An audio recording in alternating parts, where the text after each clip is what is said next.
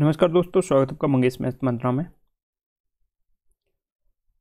SSC GD का ये practice set 2 है और इसका सब्जेक्ट मैथ ही रहेगा।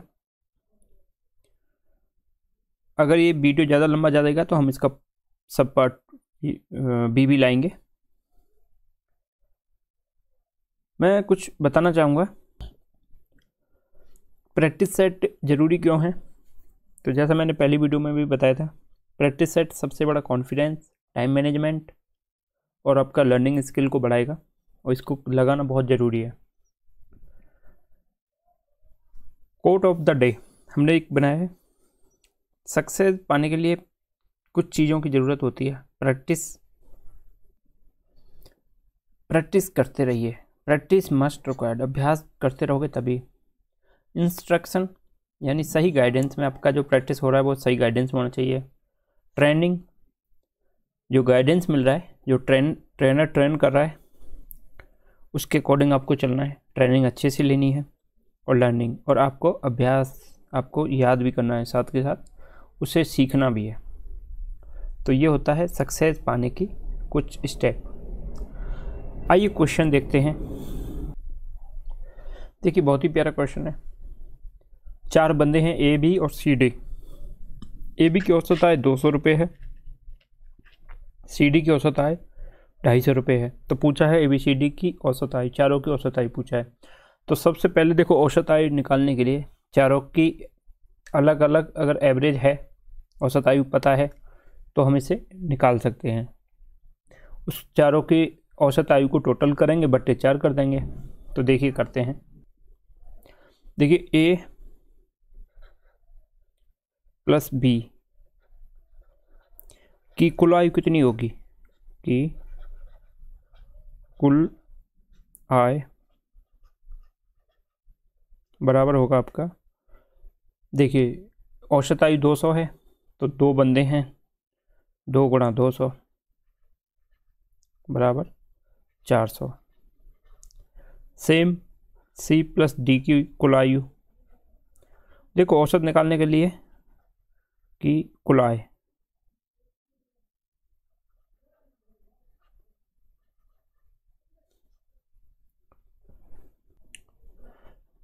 दो ही बंदे हैं और टोटल है 250, मतलब एवरेज। तो ये हो जाएगा आपका 500। भाई दोनों की अगर एक की 200 है तो 2 की कितनी हुई, 400। यहाँ एक की 250 है तो 2 की कितनी होगी, 500। तो देखो, एवरेज निकालने के लिए, औसत निकालने के लिए, औसत आय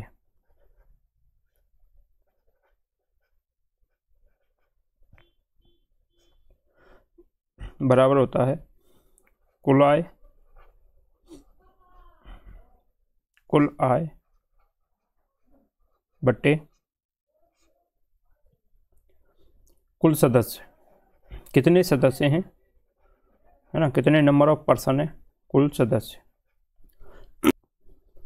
तो देखो, कुल आय कितनी हुई, 400, 500, 900। कुल आय हुई आपकी 900। सदस्य कितने हुए, ए बी सी डी 4। तो 4 से इसे काटोगे तो ये आएगा आपका 4 दूनी 8, कितना बचा 1, 4 दूनी 8, 2 बचा, 4 पंजे 20। तो जो औसत चारों की होगी वो होगी 225। अब आप कहोगे कि क्वेश्चन में ऐसी लैंग्वेज नहीं लिखनी, बस सेंस लेना है, समझना है और सीधे सीधे करते आना है। देखो, ए बी की 200, 2 गुणा 200 400, 2 गुणा 200 करने की ज़रूरत है क्या आपको, बताइए। 2 बंदों की कुल आय निकालोगे, 200 एक की है तो कितना, 400 प्लस 500 बराबर 900, 900 बटे 4, सीधा आ गया उत्तर। जो आप पहले चीज़ों को, कॉन्सेप्ट को समझिए और उसके अकॉर्डिंग चलिए। चलिए नेक्स्ट क्वेश्चन देखते हैं। देखिए, कोई राशि 15% साधारण ब्याज की दर पर 1725 हो जाती है, यानी ये है मिश्र धन, है ना। 20% की साधारण 20% प्रति वर्ष साधारण ब्याज की दर से उतने ही समय में 18 हो जाती है। अगर 15 से 20 कर दे रहे हैं तो बताइए राशि क्या है। देखिए, इसमें होता है ब्याज बराबर होता है आपका, साधारण ब्याज है तो मूलधन गुणा समय गुणा दर, ठीक है, ये समय है, ठीक है, बटे ये मूलधन है। एक मिनट, इसको दोबारा लिखता हूँ, बटे 100। तो यहाँ देखिए ब्याज दिया है और इसके अकॉर्डिंग जो मिश्र धन होता है वो होता है मूलधन जमा ब्याज, है ना। तो दोनों मिश्र धन दिए हैं। देखो एक बात समझना, अगर समय तो सेम है भाई, टाइम तो बराबर है, तो 15% ब्याज से, है ना, 15% ब्याज और 20% ब्याज का डिफरेंस जो आएगा, और 20% ब्याज का अंतर। अगर इस अंतर को निकालोगे आप तो देखो 20 माइनस 15, है ना, और यहाँ लगा दो परसेंटेज बराबर इसका जो आ रहा है, देखो मूलधन सेम है, बात समझना, मूलधन सेम है, समय सेम है, तो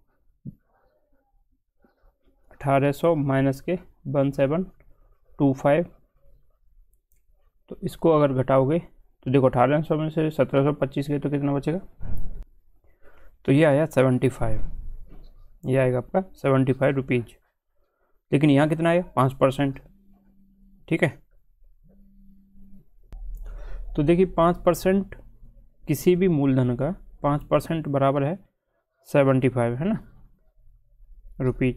तो उसका 100% कितना होगा, 100% बराबर होगा आपका 75 गुणा 100, है ना, बटे 5। भाई किसी भी नंबर का 5% 75 है तो 100% कितना होगा, 75 बटे 5 गुणा 100, तो ये इससे कट गया 20 बार। 75 गुणा 20 करोगे तो 1 0, 5 दूनी 10, 1 0, 7 दूनी 14 और 1 15, यानी जो मूलधन होगा वो 1500 रुपये होगा। अच्छा, ये हो गया एक टाइप का। और दूसरा, अगर क्वेश्चन को बहुत अच्छे से आप पढ़ोगे, एक चीज़ देखोगे, इसको मैं इरेज कर देता हूँ, कि कोई भी राशि का 15%, है ना, प्रतिवर्ष साधारण ब्याज से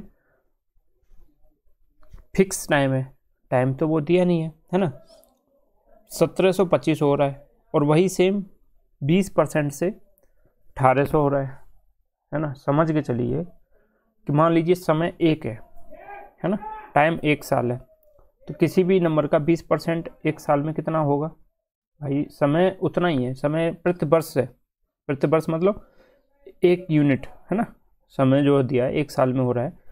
तो देखिए 20% जो होता है, 20% की जो फ्रैक्शन होती है, 20% बराबर होता है 1/5, 20% बराबर 1/5 होती है फ्रैक्शन। यानी अगर 5 ओरिजिनल नंबर है, ओरिजिनल नंबर है ना, तो उसका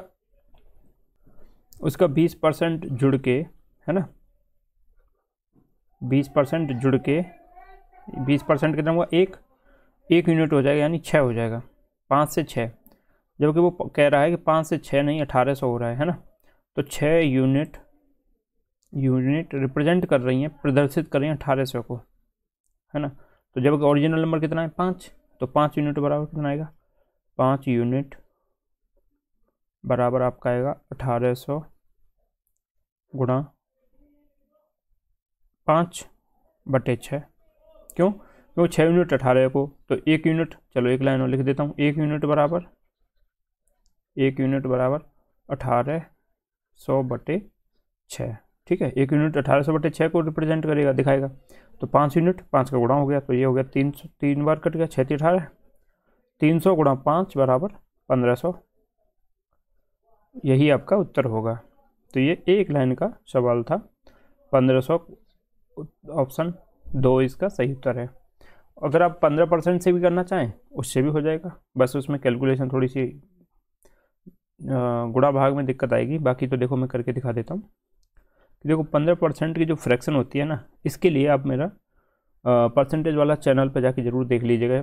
उसमें ये फ्रैक्शन से परसेंटेज में बदलना, परसेंटेज से फ्रैक्शन में बदलना बहुत अच्छे से समझाया गया है। तो 15% बराबर होता है आपका एक, देखो 5% होता है 1/20, तो ये हो गया 3/20। 3/20 जो है यानी ये ओरिजिनल नंबर है ना, ओरिजिनल है। तो 20 का 15% 3 और जुड़ गया, तो ये हो गया 23 यूनिट नहीं, वो रिप्रेजेंट कर रहा है 1725 को। कितने को? 1725 को रिप्रेजेंट करता है। तो 1 यूनिट बराबर आएगा आपका 1725/23, है ना। और 20 यूनिट बराबर आपका आएगा, देखिए ये आंकड़ों पर आधारित प्रश्न है। निर्देश प्रश्न संख्या 3 से 4 निम्नलिखित तालिका का अध्ययन करें एवं दिए गए प्रश्नों का उत्तर दीजिए। एक कक्षा में छात्रों की बुद्धि लब्धि प्राप्तांक इस प्रकार है। चलो देख लेते हैं। देखो 80 से 90 जो % नंबर ला रहे हैं वो 6 हैं, है ना। 90 से 100 ला रहे हैं वो 9 हैं। 100 से 110 ला रहे हैं, यानी ये टॉलरेंस मतलब दिया हुआ है 10-10 के गैप पे, तो वो 16 हैं। और 110 से जो 120 तक आ रहे हैं वो 13 हैं। 120 से 130 4 ला रहे हैं, और 130 से 140 2 ला रहे हैं। अब इस पर क्वेश्चन कैसे बनेगा, देखिए क्वेश्चन दिया हुआ है, ये ऊपर सेम सारणी वही है जो पहले दी थी। तो क्वेश्चन देखिए, 140 नंबर वाले बुद्धि लब्धि अंक प्राप्त करने वाले छात्रों की संख्या कितनी है। तो यहाँ देखिए 130 से, है ना, 130 से 140 तक का कहा है ना। अब ये नहीं कहा कि 140 वाला कौन है, ठीक है, समझो मेरी बात को भाई। किसी के ये 2 हैं छात्र, है ना। अब 2 में से हो सकता है एक के 135 हों, एक के 138 हों, या एक के 130 हों, एक के 140 हों, कन्फर्म नहीं है ना कुछ, या दोनों के 140 हों, दोनों के 130 हों। यानी ये इतना 130 से लेके 140 तक, समझ रहे हो, इतने गैप में जो स्टूडेंट हैं वो 2 हैं, लेकिन ये नहीं है कि 140 वाले कितने हैं, ठीक है। यहीं पूछा होता 130 से 140 तो 2 आ जाता, लेकिन पूछा क्या है आपका, पूछा है 140 वाले, तो एग्जैक्ट ये दिया हुआ है 210, तो ये तो है नहीं, दिए गए आंकड़ों से ज्ञात नहीं होता, यही उसका उत्तर होगा। क्योंकि इससे हम फाइंड आउट थोड़ी कर सकते हैं कि कितने हैं भाई। 130 भी हो सकता है ये दोनों, 140 भी हो सकता है, ये तो आंकड़े का मान है ना। 130 से इतने गैप में ये 2 लोग फॉल इन कर रहे हैं, दोनों के दोनों इस गैप में आ रहे हैं, लेकिन डिसाइड नहीं है कि कौन से वाले ये हो रहा है, ठीक है। चलिए नेक्स्ट क्वेश्चन देखते हैं। 100 और अधिक, यहाँ से कुछ आंकड़े आपके समझ में आएंगे। 100 और अधिक बुद्धि अंक प्राप्त करने वाले, तो देखो यहाँ से 100 से ऊपर ये चल रहा है, यानी 100 एंड अबव, 100 और उससे ऊपर वाले अंक प्राप्त करने वाले छात्रों की संख्या कितनी है ना। तो ये जो 16 के बाद में जितने भी हैं ना, ये सब 100 एंड अबव वाले हैं, तो इनको जोड़ दीजिए। देखो 6 और 3 9, है ना, 9 और 4 13, 13 और 2 15, एक हासिल के हो गए, ठीक है। 1 और 1 2 और 1 3, तो टोटल उत्तर आएगा आपका 35। कितने छात्र हैं? 35 छात्र हैं। ऑप्शन 2 इसका सही उत्तर है, option 2 is the correct answer, ठीक है। ये सारे जोड़ दिए, 16 + 13 + 4 + 2, क्योंकि ये सब 100 से ऊपर वाले हैं, है ना। ये जोड़ा, ठीक है, ये जोड़ दिया, तो इसका ऑप्शन 2 सही उत्तर है, ठीक है। चलिए नेक्स्ट क्वेश्चन देख लेते हैं। देखिए रेशियो का क्वेश्चन है, 2 व्यक्तियों की आयु का अनुपात 5:9 है। अच्छा मैं एक चीज़ बता दूँ, ये सारे क्वेश्चन जो है ना एग्जाम ओरिएंटेड हैं, एग्जाम में आए हुए भी हैं और एग्जाम में आने के चांसेस भी हैं, तो आप इनको हल्के में न लें, कतई बहुत अच्छे से तैयारी करें, है ना। 2 व्यक्तियों की आयु का अनुपात कितना है? 5:9।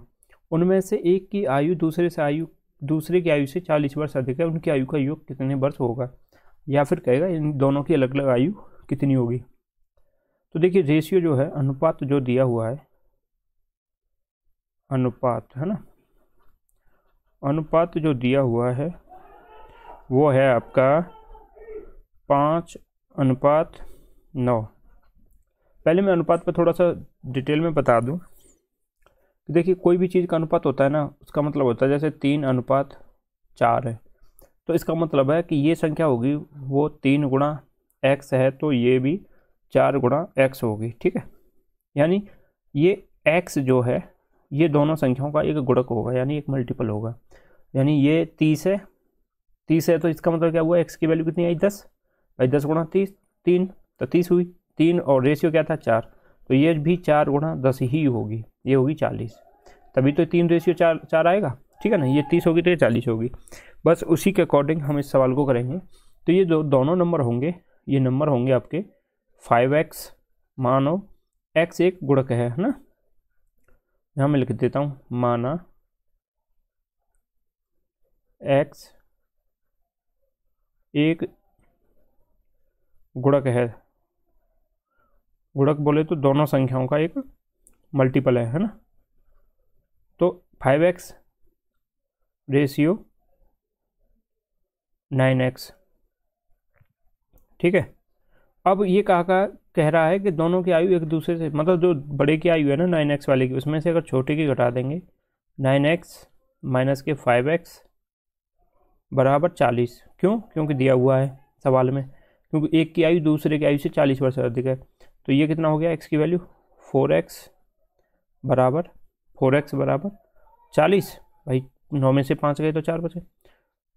ये x बराबर आया 10, कितना आया 10, x बराबर 10 आया, तो ये कितने हो गए 9 × 10 प्लस 5 × 10 है ना। तो ये कितना हो गया 90,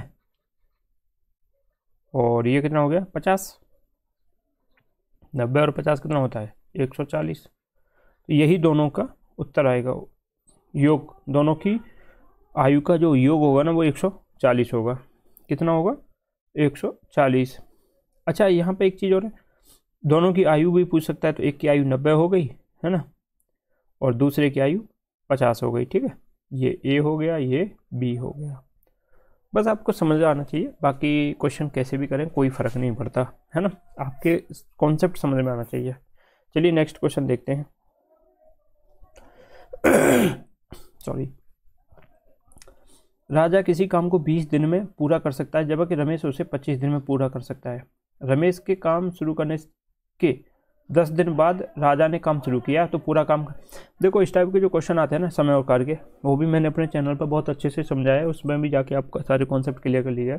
और यहाँ पे जो अगर ऐसे है ना अलग अलग दिन दिए हुए हैं, तो आप क्या करिए, वर्ग जो है ऐसा मानिए दोनों का एलसीएम। तो देखिए 25 और 20 का जो एलसीएम मान लीजिए 100 वर्ग मान लीजिए, है ना, 100 वर्ग मान लिया। टोटल काम जो है 100 है, टोटल काम कितना है 100।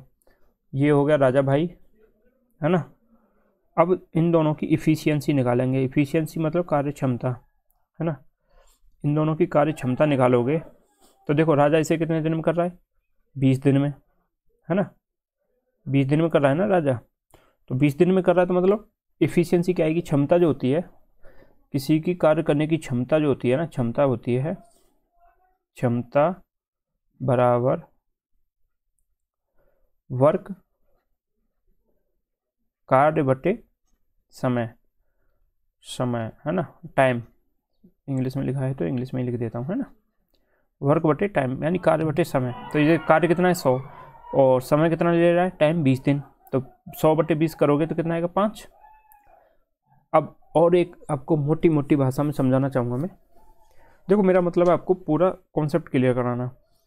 मान के चलो टोटल 100 चेयर बुननी है ना, जो बुनते थे ना या बनाते थे, मतलब 100 चेयर बनानी है, और राजा एक दिन में, और 100 चेयर बनाने में राजा को लग रहे हैं 20 दिन, है ना। अगर राजा 20 दिन में बना रहा है 20 डेज, ठीक है, 20 डेज में अगर ये बना रहा है तो एक दिन में कितनी बनाएगा 5 बनाएगा, तभी तो 20 दिन में 100 बना पाएगा। राजा की जो एक दिन की बनाने की क्षमता है वो है 5 चेयर की, और ये 5 चेयर बना रहा है रोज, तो इसकी जो क्षमता हुई वो क्या हुई 5, ये कहलाएगी इफिशियंसी, क्षमता, ठीक है। ये होती है क्षमता, ठीक है, ये है समय और ये है कार्य, ठीक है, वर्क। तो रमेश उससे कितने दिन में कर रहा है काम को? उसी सेम काम को रमेश भाई साहब कर रहे हैं 25 दिन में, यानी इनको और ज़्यादा टाइम लग रहा है। तो ये एक दिन में कितनी बना रहे होंगे ये चेयर? तो ये सिर्फ 4 ही बना रहे होंगे, है ना। तभी तो इनको 25 दिन लग रहे हैं। रमेश को लग रहे हैं 25 दिन और राजा को लग रहे हैं 20 दिन, है ना। तो राजा की जो कार्य क्षमता है वो है 5 और रमेश की जो कार्य क्षमता है वो है 4। बस ये अगर आपको निकालना आ गया तो आप समय और कार्य के सारे सवाल एक लाइन में ख़त्म कर दोगे। तो ये देखिए, अब रमेश के काम शुरू करने के 10 दिन बाद, है ना। तो पहले कॉन्सेप्ट को समझिए। पहला जो स्टेटमेंट है वो कह रहा है कि रमेश ने काम किया। रमेश की इफिशियंसी कितनी है? 4, है ना। मैं यहीं पे लिख रहा हूँ, ठीक है। रमेश के द्वारा 10 दिन में, ठीक है, 10 दिन में किया गया कार्य, ठीक है। तो देखो रमेश की इफिशियंसी है 4 और 10 दिन तक करता रहा, तो ये कितना हो गया? 40 कुर्सी उसने बना दी, है ना। तो शेष वर्क कितना बचा? शेष कार्य कितना बचा? टोटल कार्य कितना था? 100 माइनस के 40, है ना। 100 माइनस के 40 बराबर 60 बचा।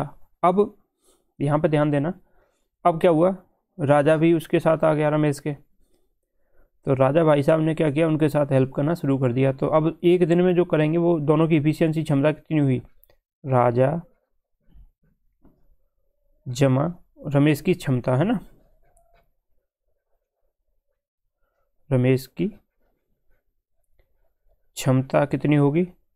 इन दोनों की क्षमता अगर जोड़ोगे 5 जमा 4, है ना। 5 धन 4 बराबर 9। तो राजा और रमेश, है ना, ये दोनों लाइन सेम रहेगी, को 60 वर्ग बचा हुआ है। 60 वर्ग करने में लगा समय। देखो 60 चेयर बची हुई हैं बनने के लिए और एक दिन में बना रहे हैं दोनों मिलके 9। तो कितने दिन लगेंगे? बट्टे कर दिया। तो ये देखो 20 3 से कट गया और ये कट गया 3 बार। तो इनको लगेंगे, यहाँ लिख देता हूँ, 20/3 दिन, ठीक है। और 10 दिन पहले भी कर लिया रमेश ने काम, तो प्लस 10, ठीक है। तो इसको सॉर्ट आउट करोगे तो ये देखो, ये इधर का पोर्शन का मैं हटा देता हूँ जिससे कि आपको इजीली समझ में आई।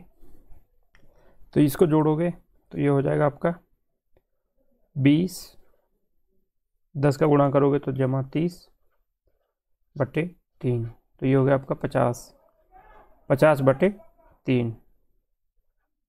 तो ये 16×3 = 48, है ना। अगर इसको सरल मिश्र भिन्न में बनाओगे, मिश्र भिन्न 16×3 = 48, 2/3, 16 सही 2/3 इसका उत्तर आएगा। यानी 16 सही 2/3 दिन में दोनों मिलकर उसे पूरा कर पाएंगे। ये इसका फाइनल उत्तर था। इन चीज़ों के कॉन्सेप्ट समझिए। सवाल तो भाषा बदल देगा, पूरा कॉन्सेप्ट बदल देगा कि रमेश ने 10 दिन के बाद काम शुरू किया लेकिन रमेश काम छोड़ के चला गया, है ना, ऐसे भी बोल देगा। तो वहाँ पे क्या करना है? अब यहाँ पे पहले रमेश कर रहा था, अब राजा करेगा। राजा की इफिशियंसी थी 5, 16/5 करते तो 12 दिन आते, 12 22 दिन आ जाते, ठीक है। तो इस टाइप से इनको हम करेंगे। चलिए नेक्स्ट क्वेश्चन देखते हैं।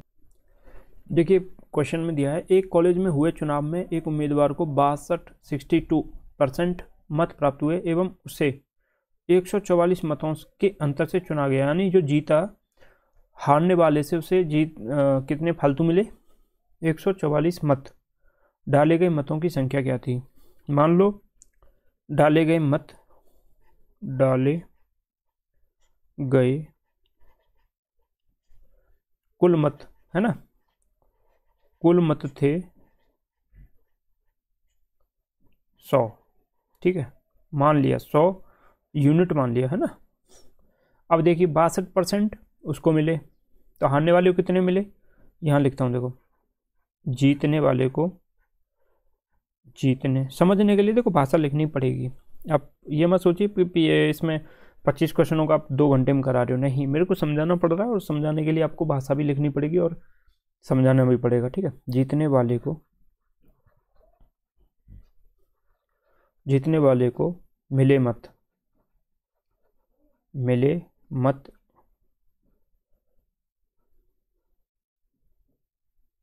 बराबर 62%। तो हारने वाले को मिले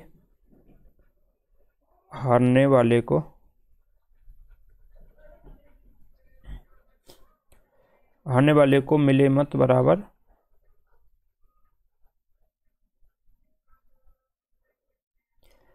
100 माइनस 62 है ना, 100 माइनस 62 बराबर 38,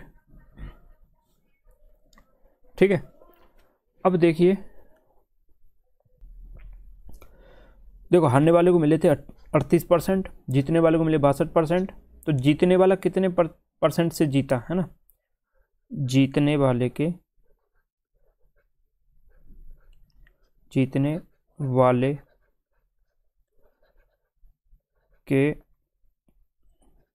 अधिक प्रतिशत, कितने अधिक प्रतिशत है ना, अधिक मत का प्रतिशत है ना, अधिक मत का प्रतिशत, वो कितना आएगा 62 माइनस के 38%, ठीक है भाई। 62% उसको मिले, 38 उसको मिले, तो ये दोनों को जब घटाओगे तो 12 में से 8 गए, 4 बचे, 5 में से 3 गए, 24%। जबकि ये कह रहा है कि 24% नहीं मिले, उसको 144 मत ज़्यादा मिले, है ना भाई। जो अंतर है, डिफरेंस है, इन दोनों का डिफरेंस है, वो 24% नहीं है, वो है 144, है ना। तो 24% बराबर 144 किसी भी नंबर का, है ना। तो 100% माना था हमने, तो है ना 100 यूनिट, तो 100 यूनिट बराबर कितना आएगा, 24% बराबर 144, तो 100% बराबर आपका आएगा 144 इंटू 100, ठीक है, इंटू 100 बटे 24। और 24 से देखो ये 6 दूनी बाहर है, 120, 6 चौक 24 यानी 144, 24 छिक्के होते हैं 144, 6 बार कट गया, 6 गुणा 100 बराबर जो कुल मत थे वो थे 600। यही आपका उत्तर है, ठीक है। ऑप्शन 2 इसका सही आंसर है, ठीक है। चलिए नेक्स्ट क्वेश्चन करते हैं। देखिए क्वेश्चन 8 है, 1.21 और 0.09 का माध्य अनुपात क्या है। देखिए, तो जो माध्य अनुपात हम निकालते हैं, है ना, अगर 2 पद दिए हों, अगर यहाँ पर छोटी सी भाषा लिखनी होगी, अगर 2 पद x और y दिए हों, है ना, x और y दिए हों,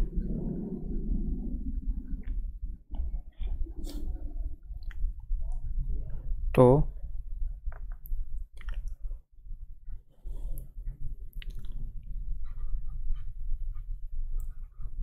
माध्य पद बराबर होता है आपका माध्य अनुपात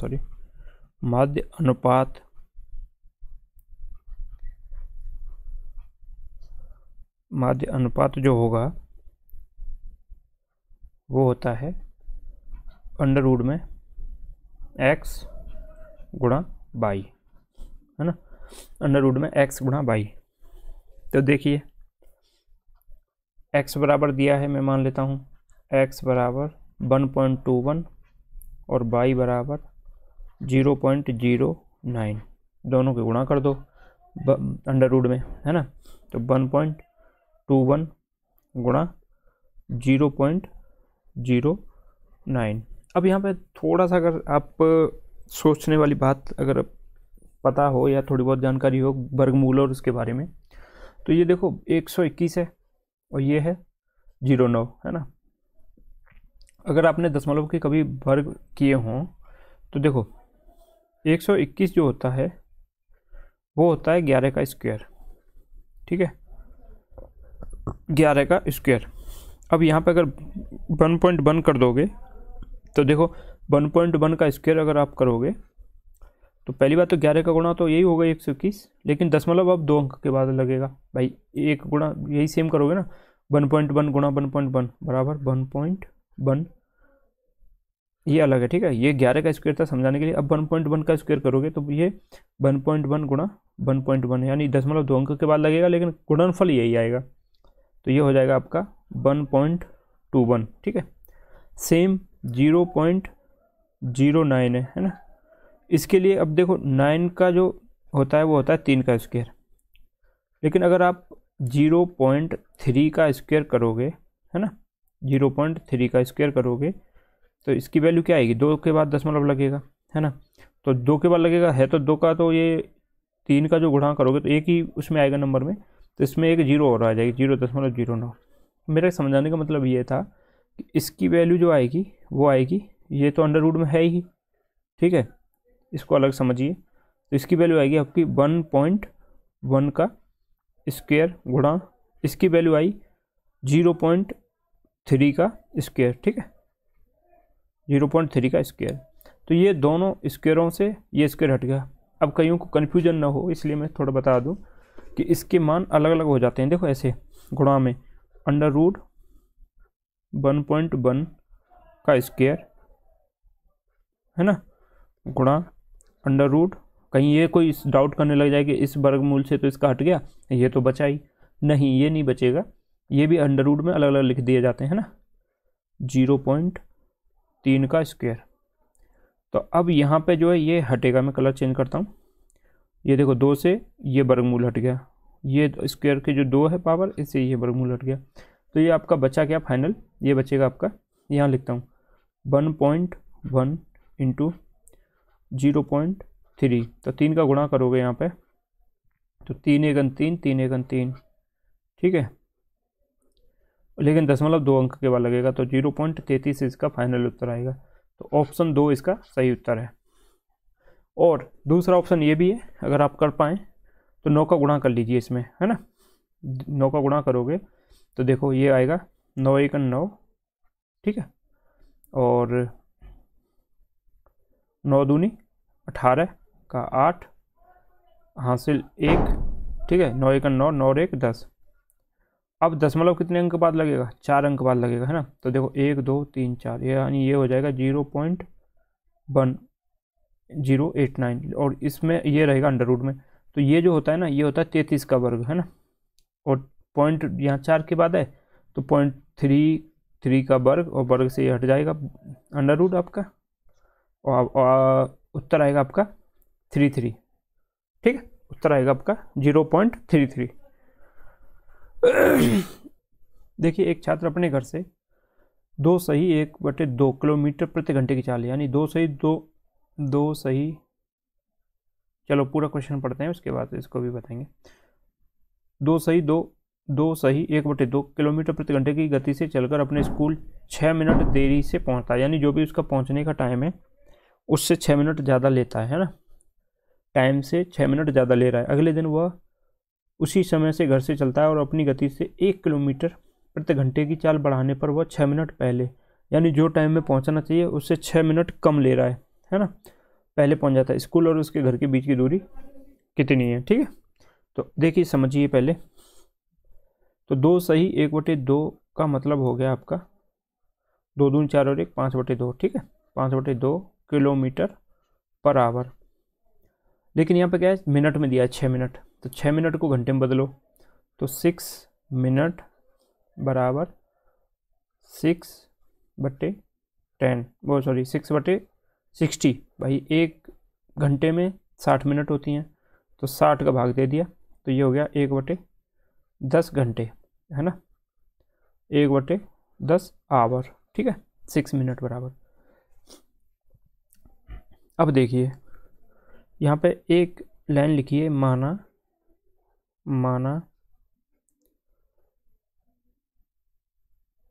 घर से,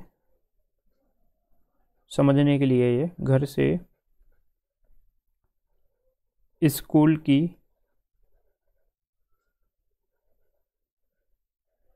दूरी x किलोमीटर है तथा t समय लेता है, t समय, ठीक है, टी समय लगता है जाने में, ठीक है, ये मान लिया हमने। तो देखो समय बराबर क्या होता है, देखो चाल बराबर होता है आपका दूरी बटे, चाल बराबर होता है दूरी बटे समय। तो समय बराबर क्या हुआ, दूरी बटे चाल। तो समय बराबर हुआ आपका, दूरी कितनी है x, चाल कितनी है, चाल है इसकी 5/2 है ना, इससे गया, लेकिन समय कितना लगा उसको, इसमें उसे टाइम जो लगा वो आपका 6 मिनट एक्स्ट्रा और लगा है ना। जो समय इससे लगना चाहिए था, पहुंचना चाहिए था, उसमें उसको 6 मिनट एक्स्ट्रा लगा। तो जो समय लग रहा है उसका वो लगेगा आपका, जो t मान रहे थे t+6 मिनट का 1/10, ठीक है, 1/10, ठीक है, ये जो है उसको फालतू लग रहा है ना। अब यहीं पे तो यहाँ से हम निकालेंगे t की वैल्यू, है ना। तो t बराबर आएगा आपका, देखिए ये ऊपर पहुँच गया, ये हो गया 2x/5 है ना, और t बराबर निकालोगे तो यहाँ से t बराबर आप निकालोगे तो देखो ये इसमें से घट जाएगा, तो -1/10 बराबर t समय लगता है, ठीक है, क्योंकि t तो हमने दोनों में बराबर मान रखा है। अब यहाँ आ जाइए दूसरे में लगा समय बराबर, है ना, जो लग रहा था टाइम, इसको ऐसे कर सकते हैं, देखो x स्पीड कितनी होगी, अब ये स्पीड हो जाएगी आपकी x बटे, देखो 1 किलोमीटर जोड़ दिया है ना, 5/2 में अगर 1 जोड़ोगे, ठीक है, तो ये हो जाएगा 5 और 2 7, तो ये हो जाएगा आपका 7/2 किलोमीटर बराबर, है ना। तो ये हो गया 7/2। और जो अब देखो बराबर इसमें क्या है, टी समय जो लग रहा है उसमें 1/10 टाइम, मतलब 6 मिनट कम लग रहा है, यानी माइनस कर दीजिए, है ना, इसमें से। तो यहाँ से अगर आपका टी बराबर निकलेगा, वो निकलेगा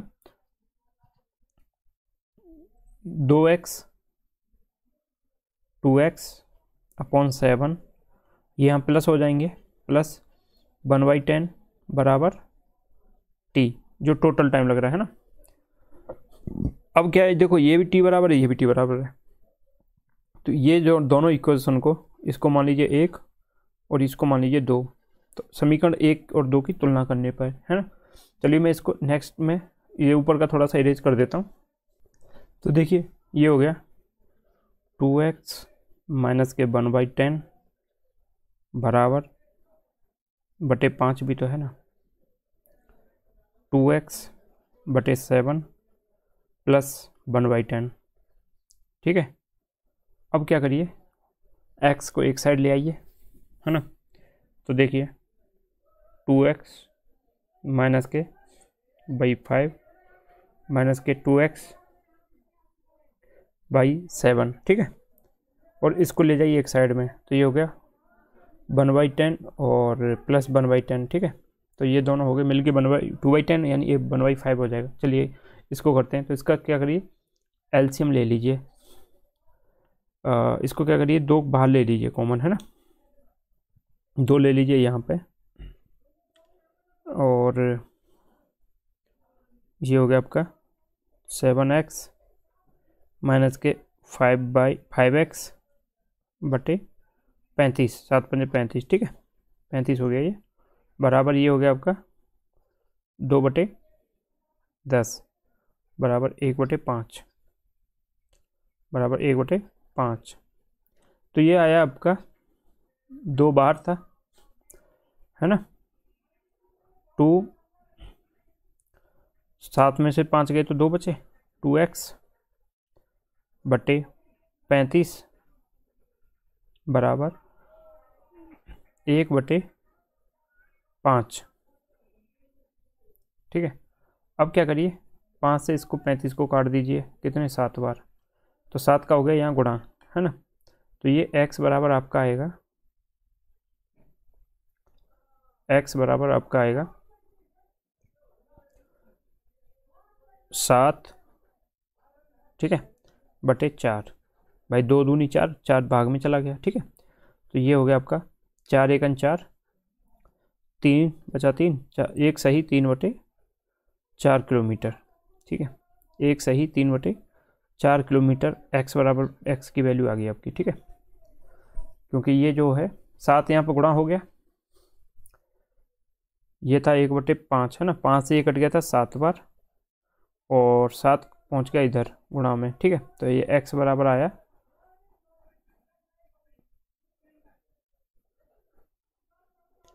7/4, ठीक है।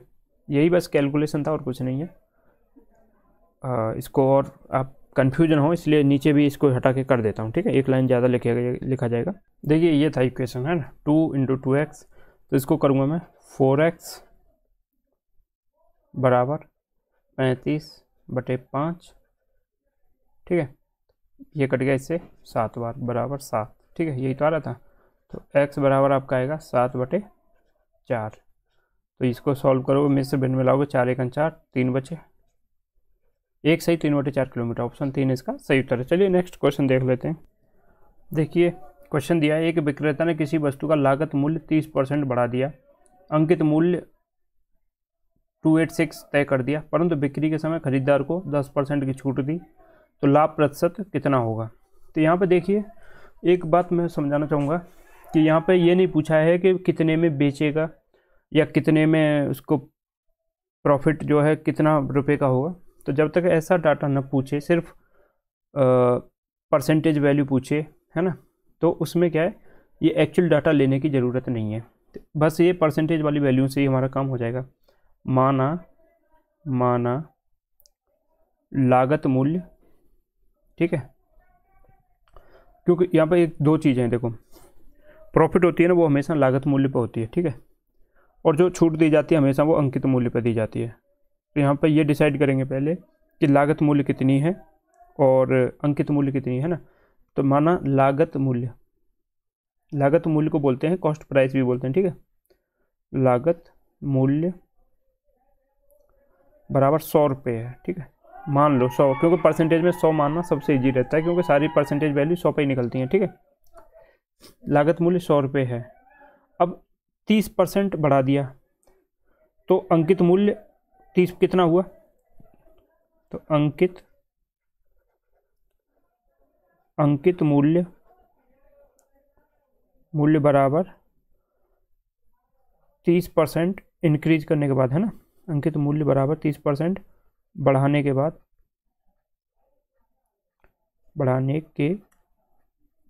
बाद कितना हो गया, 100 जमा 30, भाई 100 का 30% 30 हुआ, तो ये हो गया 30%, 130, ठीक है।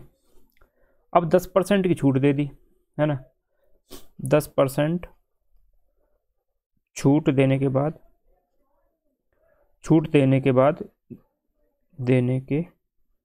बाद जो विक्रय मूल्य होगा,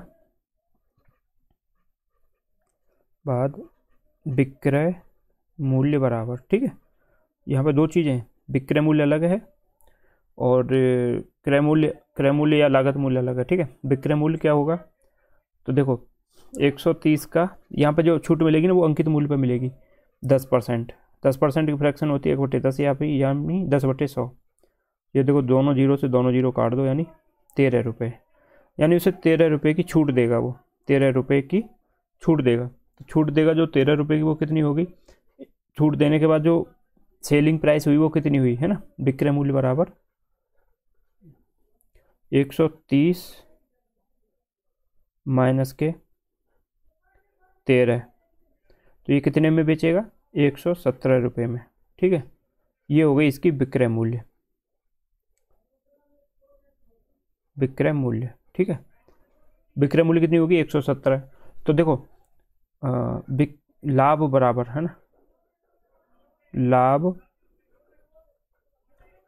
कितना हुआ, लाभ बराबर होता है विक्रय मूल्य माइनस के क्रय मूल्य या लागत मूल्य, ठीक है। क्रय या लागत मूल्य दोनों चीज़ एक ही है, ठीक है। यहाँ लागत लिख देता हूँ बटे में, यहाँ कन्फ्यूजन ना हो जाए इसलिए मैं इसको हटा देता हूँ। सिर्फ लागत मूल्य ही लिखो। विक्रय मूल्य माइनस के लागत मूल्य, तो विक्रय मूल्य कितना है 117, लागत मूल्य कितना है 100 रुपये, तो ये कितना हुआ लाभ 17 रुपये का। और लाभ परसेंटेज बराबर क्या होता है, लाभ प्रतिशत बराबर होता है आपका लाभ बटे लागत मूल्य, लागत मूल्य या क्रय मूल्य, ठीक है, लागत क्रय मूल्य एक ही चीज़ होती है वैसे, गुणा 100।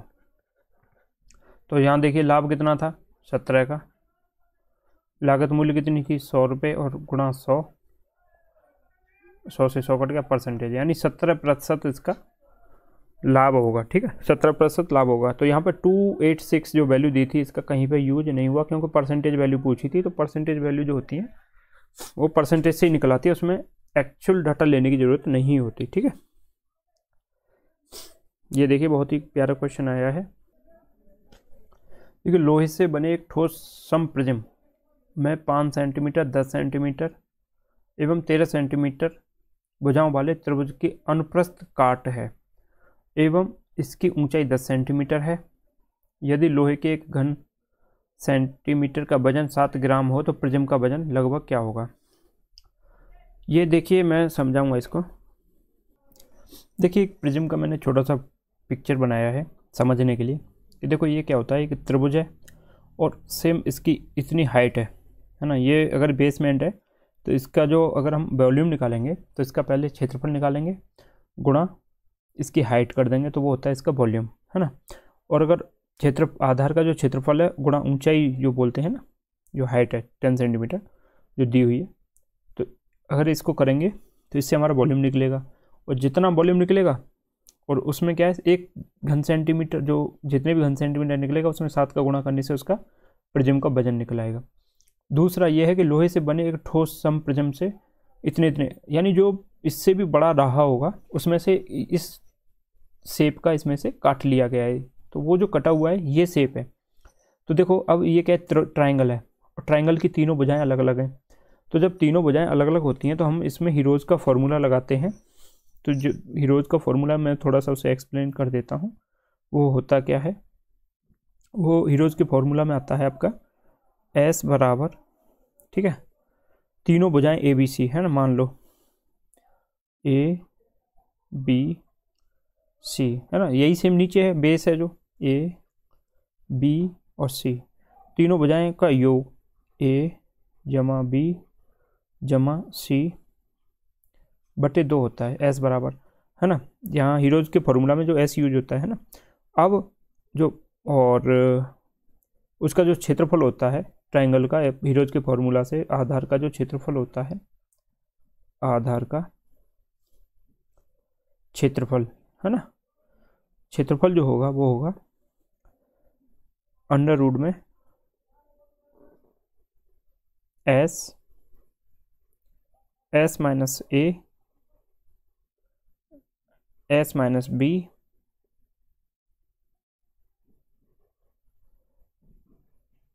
और एस माइनस सी, ठीक है, ये होता है इसका क्षेत्रफल का फॉर्मूला। तो यहाँ देखिए ए बी सी क्या है, ए बी सी है आपकी 13 जमा 10 ए बी सी, ठीक है, जमा 5 बटे 2, तो ये कितना हो गया टोटल आपका, ये हो जाएगा आपका 28, 13 5 23 और 5 28 है ना, तो 28 बटे 2 बराबर 14।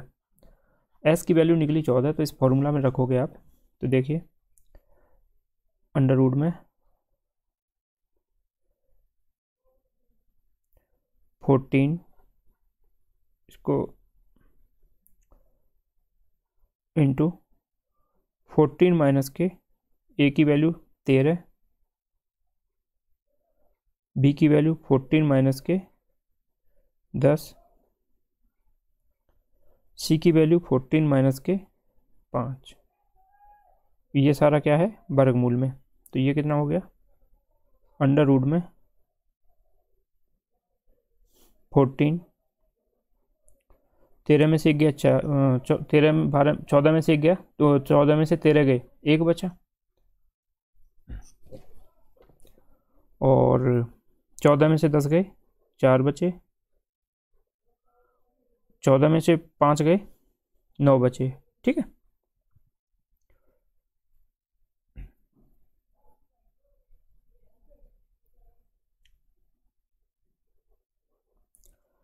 अब देखिए करिए इसको, तो ये आपका आएगा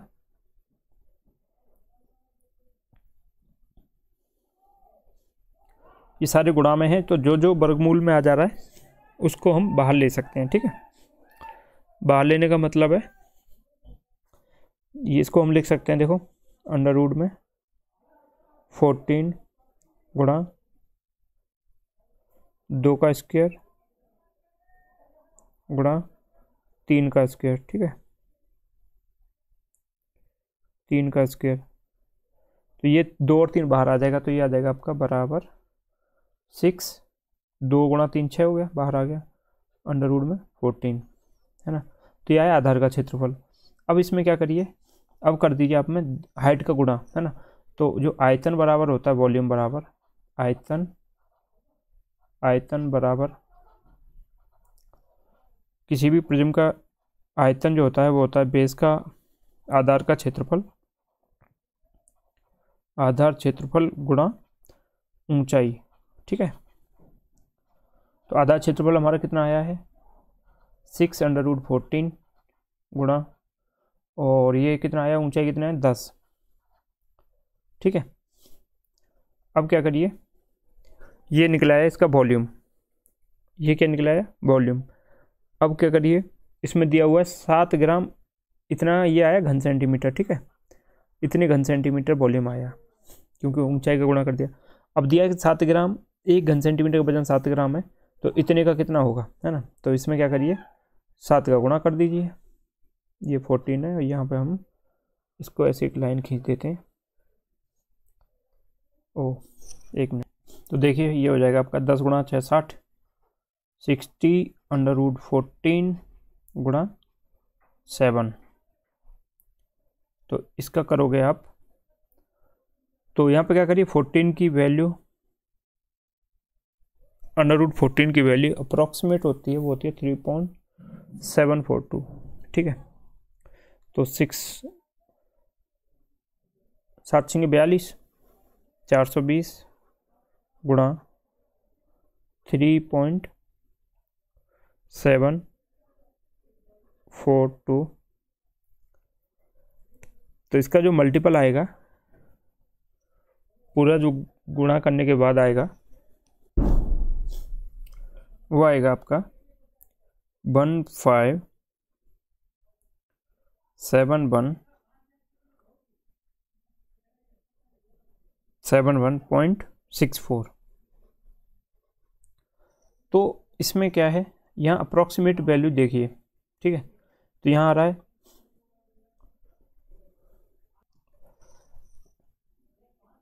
तो यहाँ जो वैल्यू अप्रॉक्सीमेट आ रही है 15710, तो यहाँ आ रही है 15708 ग्राम, है ना। तो जो हमारा एग्जैक्ट वैल्यू तो ये आएगी, अगर इसका मल्टीपल करेंगे 1571.64, लेकिन यहाँ पे 1570.8 दिया हुआ है। ठीक है, और दूसरा अंडर रूट 14 की वैल्यू एज पर क्वेश्चन अगर ये रहेगा तो 99% दी होगी, अंडर रूट 14 की वैल्यू यहाँ पे दी होगी, है ना। तो उससे आप यहाँ पे निकालोगे, नहीं भी दी है तो आप 3.7 का ही गुणा करके देखिए, और देखना अप्रॉक्सीमेट 15 पॉइंट कुछ आएगा, है ना। 15 इसने ये जो वैल्यू है ना ये छोड़ दी है, इसने जो लिया है उसने सिर्फ इतना लिया है 420.37 इंटू 3.74 तक का लिया है, इसने सिर्फ 2 डिजिट तक लिया है 10 के बाद। तो उसका जो 2 डिजिट तक आप लोगे तो उसकी वैल्यू होगी आपकी 1570.8। ठीक है, अगर 2 डिजिट तक, हमने यहाँ पे लिया था 3 डिजिट तक, तो 3 डिजिट तक लेने पे ये 1.64 ज़्यादा चली गई। ठीक है, तो एग्जाम में 2 डिजिट तक ही इसने लिया है, तो 420 इंटू 3.74 करोगे आप, तो आपका एग्जैक्ट वैल्यू यही आएगी 1570। ठीक है, तो चलिए नेक्स्ट क्वेश्चन देख लेते हैं। देखिए बहुत ही प्यारा क्वेश्चन है। 800 रुपये की साधारण 800 रुपये की राशि साधारण ब्याज की एक निश्चित दर पर 3 बरस में 956 रुपये हो जाती है। ठीक है, 956। यदि ब्याज दर 4% बढ़ा दी जाए तो वो 3 वर्ष में कितनी हो जाएगी? तो देखिए, पहले 3% की, सॉरी 3 वर्ष की है ना, 3 वर्ष की, 3% नहीं, 3 वर्ष की ब्याज कितनी हुई ये निकाल लेते हैं हम, है ना। ब्याज बराबर 3 वर्ष की ब्याज बराबर आपकी आई, ये मिश्र धन है, ये मूलधन है, तो इसमें से घटा दीजिए 956 माइनस के 800 बराबर 156। ठीक है, ये 956 है। ठीक है, 956 माइनस के 800 156 रुपीज आए। अब दर बराबर क्या होता है? दर बराबर आपका ब्याज दर बराबर होता है, देखो ब्याज बराबर होता है, ब्याज बराबर होता है मूलधन गुणा दर गुणा समय, ठीक है, बटे 100। तो यहाँ से दर बराबर होगा ब्याज, है ना, गुणा 100 बटे मूलधन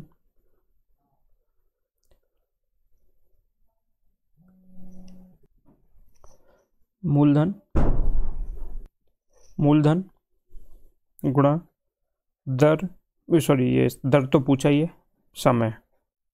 ठीक है, मूलधन गुणा समय। तो ये देखो ब्याज हमारा कितना आ रहा था,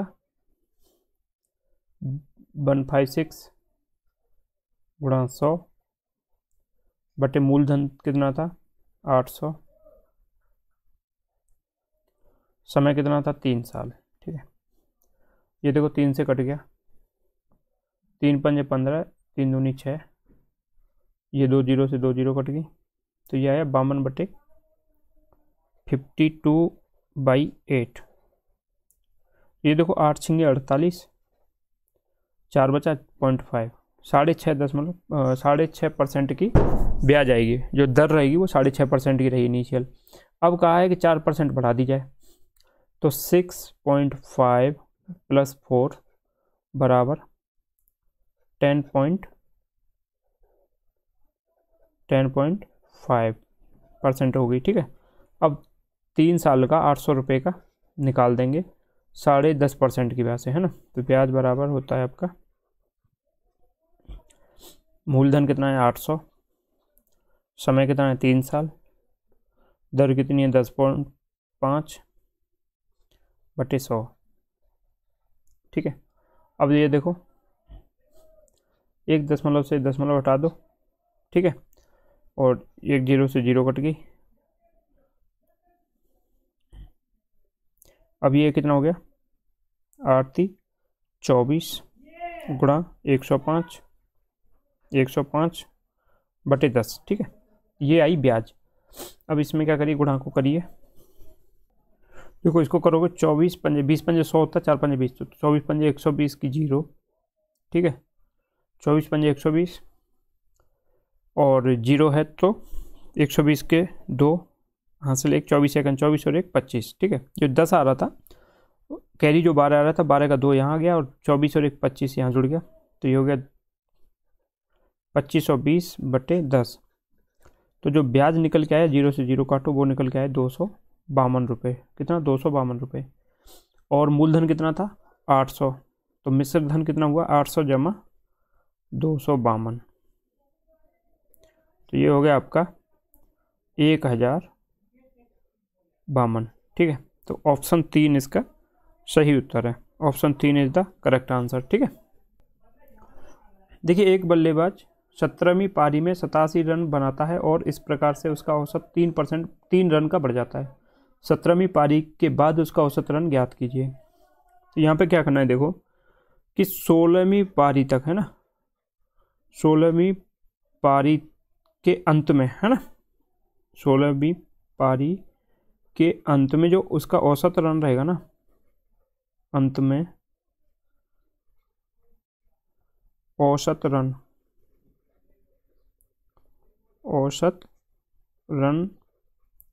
जो रहेंगे उसके, तो देखो वो कैसे निकालेंगे। ये देखो 87 रन निकाले उसने, 87 रन बनाए, है ना, 87 रन बनाए, तो उसमें क्या हुआ, उसके सारे पे 17 पे 3 का एवरेज बढ़ गया, 17 ओवर में 3 रन का एवरेज बढ़ गया। तो यानी तब तक क्या चल रहा होगा, है ना। तो देखो 17 गुणा 3, ये कैसे किया, ये देखो मैं समझाऊंगा। ये देखो 87 माइनस के 36, 17 थी 51, है ना, 7 में से 1 गया 6, 8 में से 5 गए 3, 36 रन का औसत चल रहा होगा उसका 16वीं पारी के अंत में।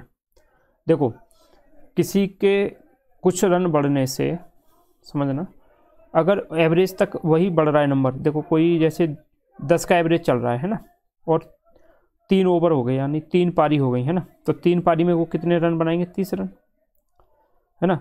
3 पारी में 10 के औसत से 30 रन बनाए होंगे, बात समझना। लेकिन अगर अगली बार उसने, हर बार वो 10-10 बना रहा था, औसत 10 का था, 3 पारी में 30 रन बनाए थे, पारी 3 थी।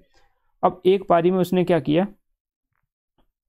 42 रन बना दिए, तो औसत क्या बनेगा सबका, तो पारी कितनी हो गई, 4, है ना, पारी हो गई 4। अब तक कितना चल रहा था, 10 का औसत, है ना, तो 42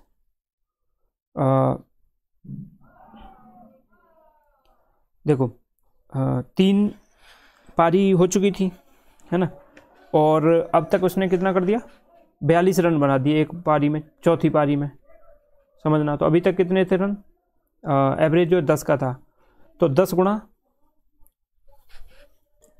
तो अभी तक जो रन बनाए थे वो बनाए थे 3 पारी में 30, है ना, और अब बना दिए 42, तो ये कितने हो गए 72। लेकिन अभी पारी कितनी होगी 4, तो एवरेज कितना आएगा 72/4। तो एवरेज जो आया, ये करोगे 4 1 4, और ये कितने बचे, 4 8 18 चौक 72। अब कितने का आ गया एवरेज, अब एवरेज आ गया 18 का, समझना, 18 का एवरेज आ गया।